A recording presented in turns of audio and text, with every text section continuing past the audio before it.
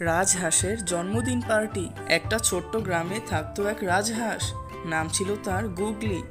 গুগলি ছিল খুব মজার, সবসময় নাচতো আর গান গাইতো।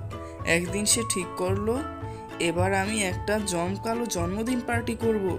সবাইকে ডাকবো, এমনকি ব্যাঙ, বাঘ আর বাদুরকেও। সে দাওয়াত পাঠালো, সোনালি কাগজে লেখা, চকলেটে মোড়া চিঠি। সবার আগে এলো এক খুদে কচ্ছপ, গলায় গিটার ঝুলিয়ে। তারপর এলো এক কাদামাখা শূকর। সে বলল, আমার নাচ শুরু হলে কেউ দাঁড়িয়ে থাকতে পারবে না।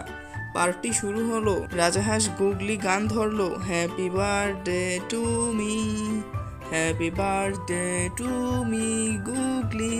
সবাই নাচছিল, খাচ্ছিল। এমন সময় বাঘ এসে বলল, কোথায় কেক? গুগলি বলল, ওটা তো খেয়ে ফেলেছে একটা বদমেজাজি বাদর। বাঘ এটা শুনে চিৎকার করলো। তখন বাদরটি এসে বাঘের গায়ে কেক মারলো, আর সবাই হেসে দিল, বাঘও হেসে দিল।